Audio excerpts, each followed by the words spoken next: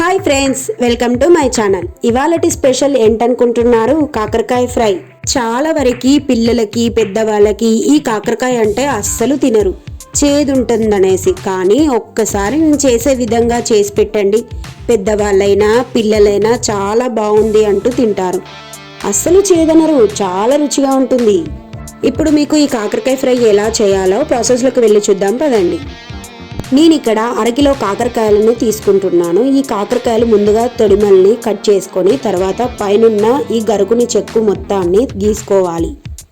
ఇలా గరుకుని చెక్కు మొత్తాన్ని తీయడం వల్ల చేదు అనేది మనకి ఉండదు. ఇలా అన్ని కాకరకాయలను చెక్కుకున్న తర్వాత వీటిని ఒక్కసారి శుభ్రంగా వాటర్తో వాష్ చేసుకోండి. ఇప్పుడు ఒక బౌల్ తీసుకొని వాటర్ వేసి ఒక 1 టీ స్పూన్ దాకా సాల్ట్ వేసి పక్కన పెట్టుకోండి. ఇంకా ఇప్పుడు వాష్ చేసుకున్న కాకరకాయలని మధ్యలోకి కట్ చేసి వీటి లోపల ఉన్న గింజలని తీసివేయండి. ఇలా అన్నింటి కాకరకాయలో ఉన్న గింజలను తీసివేసి పక్కన పెట్టుకున్న సాల్ట్ వాటర్లో సన్నగా కట్ చేసుకుంటూ వేసుకోండి. ఇలా సన్నగా కట్ చేస్తేనే కాకరకాయ చాలా తొందరగా ఫ్రై అవుతుంది.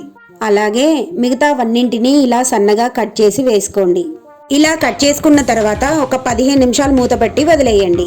ఇప్పుడు పచ్చిమిర్చి ఆనియన్స్ తీసుకొని, నేను ఇక్కడ ఆనియన్స్ ఎక్కువగా తీసుకుంటున్నాను. ఇందులో ఆనియన్స్ ఎక్కువగా వేస్తేనే రుచి బాగుంటుంది. ఇప్పుడు పచ్చిమిర్చి ఆనియన్స్ కట్ చేసి పెట్టుకోండి.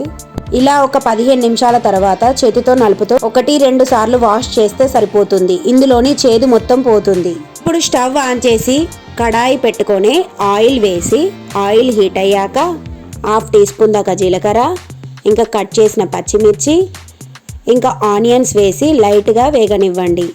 అలాగే రుచికి సరిపడా సాల్ట్ వేసి కలిపేయండి. ఇంకా ఇందులోనే అల్లం కూడా వేసి పచ్చి వాసన పోయే వరకు వేగనివ్వండి. అలాగే కొద్దిగా కొత్తిమీర వేయండి. ఇది కూడా లైట్గా ఫ్రై అయ్యాక ఇంకా ఇందులోనే 1/2 టీ స్పూన్ దాకా పసుపు వేసి కలపండి. ఇప్పుడు శుభ్రంగా వాష్ చేసుకున్న కాకరకాయ ముక్కల్ని వేసి బాగా అంతా కలిసేలా కలుపుకోండి. ఒక 10 నిమిషాలు మూత పెట్టకుండా మంటని మీడియం ఫ్లేమ్లో పెట్టి ఫ్రై చేసుకోండి. 10 నిమిషాల తర్వాత ఒక్కసారి అంతా కలిపి ఇప్పుడు ఒక 15 నిమిషాల పాటు మూత పెట్టి ఉంచండి. ఇంకా 15 నిమిషాల తర్వాత మూత తీసి మొత్తం అంతా కలిపేయండి. చూడండి, నేను ఇక్కడ చూపించే విధంగా ఫ్రై అయితే సరిపోతుంది. ఇంకా ఇందులోనే రుచికి సరిపడా కారం వేసుకొని బాగా కలుపుకొని ఒక 3 నిమిషాల పాటు మూత పెట్టి ఉంచండి.